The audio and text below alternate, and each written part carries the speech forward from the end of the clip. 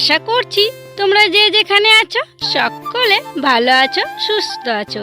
বীরভূম জেলার ছোট্ট একটি গ্রাম থেকে আমি দৈবকী তোমাদের সকলকে জানাই আমার ব্লগ চ্যানেলে অনেক অনেক স্বাগত, অনেক অনেক ভালোবাসা।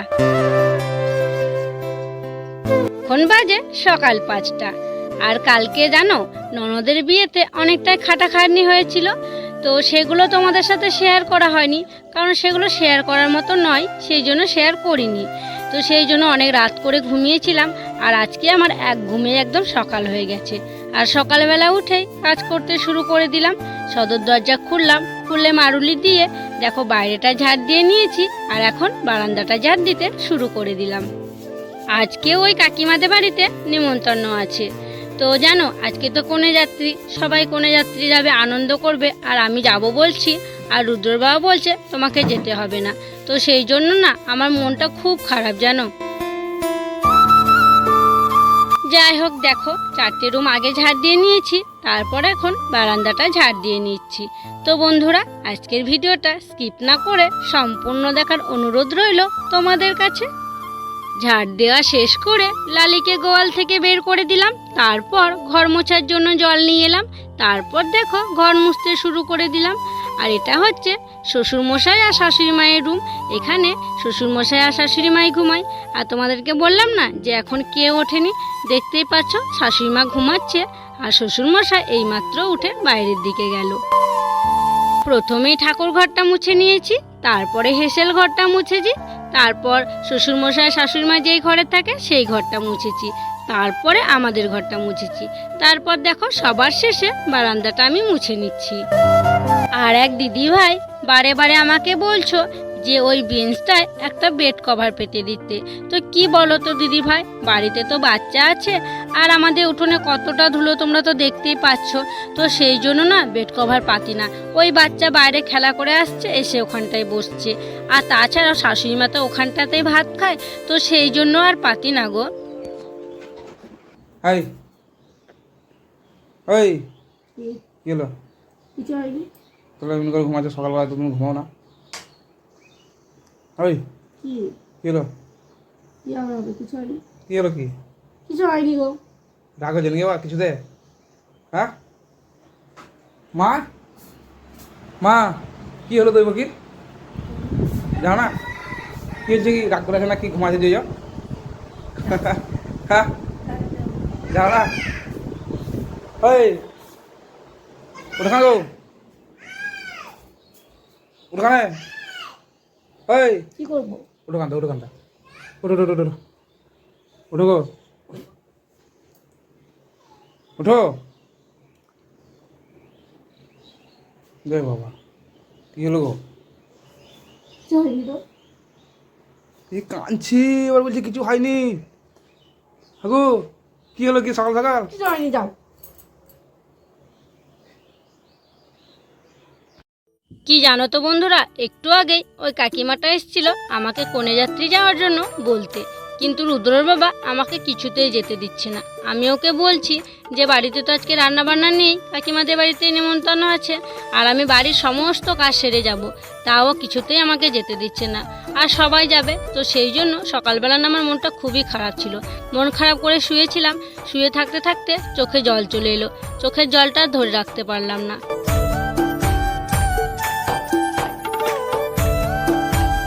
রুদ্রকে খাওয়াচ্ছিলাম, আর তখন রুদ্রর বাবা এলো, এসে আমার মন খারাপ দেখে বলছে ঠিক আছে সবাই যখন যাচ্ছে তুমিও যাও। আর আমি তো খুব খুশি হয়েছি, আর ওকে যখন বলেছি বাড়ির সমস্ত কাজ সেরে আমি যাব, তাই দেখো আমি আমার কথা রাখছি। আমি এখন কাজগুলো করে নিচ্ছি, আর এখন আমি উনুনের ছাইটা তুলছি। উনুনের ছাইটা তুলে আমি স্নান করে নেব। ভাবলাম উনুনের ছায়াটা তুলে স্নান করে নেব, কিন্তু দেখছি যে ঘুঁটেগুলো দেওয়া ছিল খুব শুকিয়ে গেছে, আর কয়েকটা ছেড়ে ছেড়েও পড়ে আছে। তাই ঘুঁটেগুলোকে ছাড়িয়ে মেলে দিচ্ছি, আর ঘুঁটেগুলোকে মেলে দিয়ে আমি যাব স্নান করতে। আর স্নান করে এসেই আমি করব সাজুগুজু, কারণ দিনের বেলাতেই হচ্ছে কনে যাত্রী, আর আমরা দিনের বেলাতেই যাব।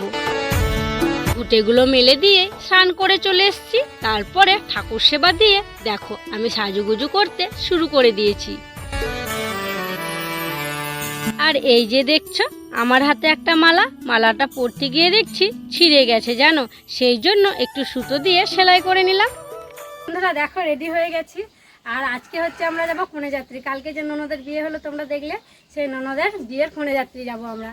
আর মেকআপ বলতে আমার তো তেমন কিছু মেকআপ নেই, রুদ্রের একটা নাইসিল পাউডার ছিল সেটাই মেখে নিয়েছি। আর জানো আমার একটা লিপস্টিক ছিল সেটাও শুকিয়ে গেছে, অনেক দিনের হলো। তো ননদের কাছ থেকে লিপস্টিক নিয়ে এসে পরলাম, জানি না কেমন সাজগুজ হয়েছে, তো কেমন লাগছে আমাকে তোমরা কিন্তু অবশ্যই কমেন্ট করে জানি। আর এইভাবেই শাড়ি পরলাম, গরম খুব একটা ভারী শাড়িও পরলাম না। এই যে লুক দেখে নাও আমার, গোটাটাই দেখিয়ে দিলাম তোমাদেরকে। আর প্রচণ্ড তো গরমে এটাই ঠিক আছে, তাই না বলো? তো চলো এখন আমরা বেরোবো, আর দুপুরবেলাতেই যাচ্ছি, কারণ ছেলের বাড়িতে বউ ভাতের অনুষ্ঠান আর কি দিনের বেলাতেই হবে। এদিকে দেখো দিদিও রেডি হয়ে গেছে, দিদি এখন আসছে বেরোবার জন্য, সবাই রেডি। ও সিঁদুর পড়েনি, এখন সিঁদুর পড়তে বাকি আছে, ওইটার মেন জিনিস পড়ো। সাজুকুজু করেই মনে পড়লো যে আমি যে জামা কাপড়গুলো মেলেছিলাম সেগুলো তুলতে আছে, তাই দেখো জামা কাপড়গুলো তুলতে চলে এলাম, কারণ সারাদিন রোদ পেলে তো চটে যাবে রঙগুলো, তাই না, সেই জন্য তুলে রাখছি। আর জামা কাপড়গুলো তুলতে তুলতে দেখলাম যে ঘুঁটেগুলোও মেলা আছে, আর সেই জন্য দেখো ঘুঁটেগুলোও তুলে নিচ্ছি। আর তোমরাই বলো এত সেজে গুজে কি কাজ করতে ইচ্ছা করে? তাও করতে হবে, এখন তো ঝড় বৃষ্টির দিন, যদি তখন বৃষ্টি টিষ্টি হয় তখন পরে এই ঘুঁটেগুলোকে নিয়ে আমাকেই কষ্ট করতে হবে, তাই না, আবার সেই 2-3 দিন রোদে দিতে হবে, তো সেই জন্য তুলে নিলাম। আর প্রচণ্ড রোদ আছে, জামা কাপড়গুলোও শুকিয়ে গেছে, আর ঘুঁটেগুলোও খুব ভালোভাবেই শুকিয়ে গেছে। তারপর দেখো একটা ডিম পেড়েছিল, ডিমটাও বের করে নিলাম। সব কাজ কমপ্লিট হলো, তারপর দেখো জুতোর প্যাকেটটা নিয়ে চলে এলাম। আর এখানে 3 জনেরই জুতো আছে, আর আমার জুতোটা দেখো একটু উঠে গেছে, মনে হচ্ছে যেন চিড়ে যাবে। তো যাই হোক, আর তো ভালো জুতো নেই, এটাকেই পরে যেতে হবে, তা এটাকেই পরে নিলাম। আর ওদের দুজনেরটা বের করে রাখলাম। তারপর দেখছি রুদ্রও চলে এলো, তাই রুদ্রকেও জুতোটা পরিয়ে দিচ্ছি। আর রুদ্র তো আজকে খুবই খুশি, আর বলো বাচ্চারা কোথাও গেলে তো খুবই খুশি হয়, তাই না। আর দেখো রুদ্রকে একটা নতুন জামা পরিয়ে দিয়েছি, আর রুদ্র সোনাকে কেমন লাগছে তোমরা কিন্তু অবশ্যই কমেন্টে জানিও। তারপর দেখো মায়েরা যে কাজটা করে সেটাই করলাম, ছেলেকে একটু আঙুল কামড়ে দিলাম, কারণ ওকে যেন কেউ নজর না দেয়, সেই জন্য ওর গাটা একটু এঁঠো করে দিলাম। কানেরটা হলো অনেকক্ষণই পড়েছি, কিন্তু না প্যাচটা নিজে নিজে লাগানো যায় না, সেই জন্য লাগাতে পারিনি। রুদ্রর বাবাকে বললাম লাগিয়ে দাও, তারপর ওকে বললাম 2 কানে হাত দাও, ও তো 2 কান ধরে আমার মলে দিল। ঘাম মুছতে মুছতে যাচ্ছে কনেযাত্রী, এত গরম কি ঘামছি।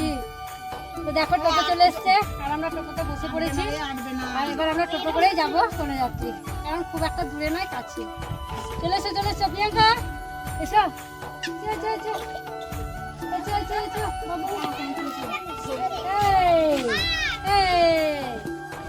মাঝখানে ঢুকবা। দেখো বন্ধুরা আমরা কনেযাত্রী যাওয়ার জন্য বেরিয়ে পড়লাম, আর সবাই উলুলু দিতে দিতে যাচ্ছে, আর খুব মজা হচ্ছে জানো তো। আর ওই যে গ্রামের রাস্তাটা পার হয়ে আমাদেরকে আর একটা গ্রামে যেতে হয়, মাঠে মাঠে সেই রাস্তাতেই যাচ্ছি। আর আকাশটাকে দেখো, দেখতে কি সুন্দর লাগছে, তাই না বলো। আর আমরা তো খুবই মজা করছি, খুবই এনজয় হচ্ছে জানো, অনেক হাসি ঠাট্টা গল্প সব কিছুই হচ্ছে, কিন্তু সেগুলো আর তোমাদেরকে শোনাতে পারছি না, কারণ টোটোতে এত শব্দ হচ্ছে, তো সেই জন্য তোমাদেরকে শোনাতে পারলাম না। দেখো আমরা টোটোয় যাচ্ছি, আর এখানে 2টো টোটো আছে, 7-7 14 জন আছে, আর এখানে 4-5টা বাচ্চা আছে, আর হচ্ছে 3টে মোটরসাইকেল যাচ্ছে। রুদ্র বাবারা মোটরসাইকেলেই যাচ্ছে, টোটাল হচ্ছে 23 জন। দেখো আমরা চলে এসেছি, আর এটা কিন্তু বরের বাড়ি নয়, বরের আর কি পাশের বাড়ি, এখানেই আমাদেরকে বসতে দিল।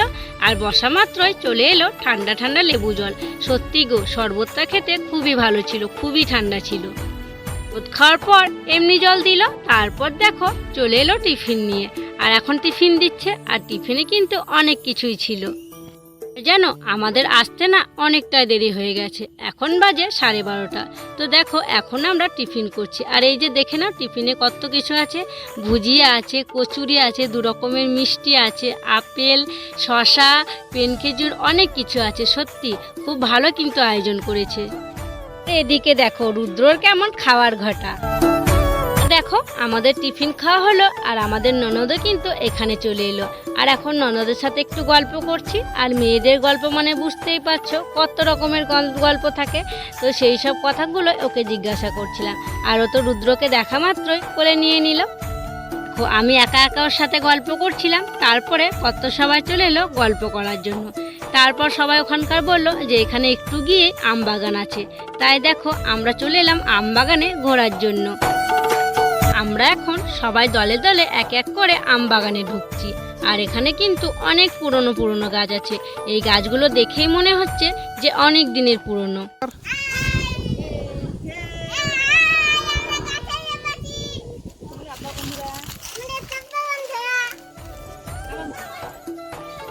আর রুদ্র তো খুবই খুশি আর ভাগ্নিও খুবই খুশি, কারণ ওরা তো গাছে ওঠেনি, কারণ এত নিচে তো গাছ থাকেই না, সেই জন্য বেশিই খুশি।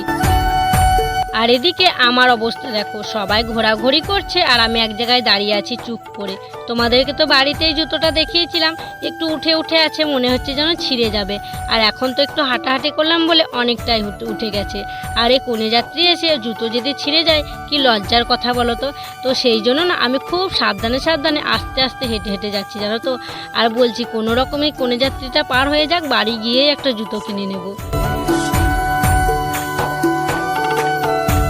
দেখো বাগানে তো অনেক মজা করলাম, অনেকক্ষণই বসে থাকলাম। তারপরে চলে এলাম ছেলের বাড়িতে। আর এটা হচ্ছে ছেলের বাড়ির উঠোন। আর এখানেও কিন্তু মেঝেতেই খেতে দেওয়া হয়েছে। তো আমরা এখন বসে খাওয়া দাওয়া করছি।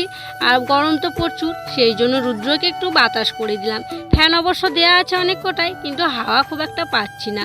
আর যেন এই ছেলেটার না কেউ নেই, একা আছে। ওর বাবা তো ও যখন ছোট ছিল তখনই মারা গেছে, আর মাটা এই 1 বছর হলো মারা গেছে। তো সেই জন্য ছেলেটা নিজে নিজে যে আয়োজনটুকু করতে পেরেছে সেটুকুই করেছে। আর খাওয়া দাওয়াটাই তো বড় কথা নয়, বড় কথা হচ্ছে মানুষের মনটা কেমন। সত্যি ছেলেটা একা যে এত কিছু আয়োজন করেছে, কোনো কিছুর না খামতি রাখেনি, সব কিছু বেশ ভালোই হয়েছে। তারপর দেখো ওদের উঠোনে না একটা বড় পুকুর আছে, সেখানে হাত ধুয়ে নিলাম, খাওয়া দাওয়া করলাম। তারপর অনেকক্ষণই বসে বসে গল্প করলাম। তারপর এখন বাড়ি যাওয়ার পালা। তারপর দেখো রুদ্র নিয়ে নিয়েছে ফুটি, আরও এখন ফুটি কাটছে। যে বাড়িতে বিয়ে হলো তার পাশে একটা দোকান আছে, তো ও দোকানে ফুটি দেখেছে, সেই জন্য বললো খাবো। ওর বাবা এনে দিল, আর দেখো ওর ভাগ্নি আরও খাচ্ছে। দেখো প্রায় সন্ধে হতে আসছে, আর এই যে সেই আমাদের মাঠের রাস্তা। এখন আমরা মাঠের রাস্তায় টোটো করে যাচ্ছি। আর যেন 3টে বাচ্চা ছিল এই টোটোতে, 3টে বাচ্চাই না ঘুমিয়ে গেছে। তো ওদেরকে কোলে নিয়েছিলাম, তো সেই জন্য না আর ভিডিও করতে পারিনি। তোমরাই বলো বাচ্চা সামলাবো না ভিডিও করব। তো দেখো আমরা চলে এসেছি। আর দেখো রুদ্র কিন্তু এখনো ঘুম ভাঙেনি। যাই ঘরে গিয়ে ওকে ভালো করে শুইয়ে দিই।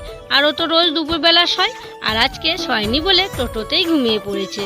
তো দেখো বন্ধুরা বাড়ি চলে এসেছি। আর টোটোতে আস্তে আস্তে তো রুদ্র ঘুমিয়ে পড়েছিল, ওকে শুয়ে দিলাম। তারপর একটু গাটা ধুলাম, আবার সন্ধে দিলাম। সন্ধে দিয়ে এখন মায়ের কাছে বসে আছি। আর চাটা দিদি করলো, দিদি সবাইকে চা দিয়ে দিল।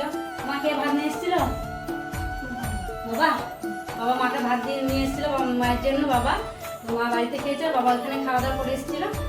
তো চলো এখন রান্না বান্নাও আজকে সন্ধ্যেবেলা নেই যে তোমাদের সাথে শেয়ার করবো, কারণ ওই কাকিমাদের বাড়িতে নেমন্তন্ন আছে রাত্রেও। তো চলো আজকের ব্লগটা তাহলে এখানে শেষ করছি। তোমরা সকলে ভালো থেকো, সুস্থ থেকো। আর যারা নতুন বন্ধু হয়ে আমার এই ভিডিওটি দেখছো তাদেরকে আমার পাশে থাকার জন্য অনুরোধ করছি। আর যারা পুরনো বন্ধু হয়ে আমার পাশে আছে তাদেরকে অসংখ্য অসংখ্য ধন্যবাদ, অনেক অনেক ভালোবাসা।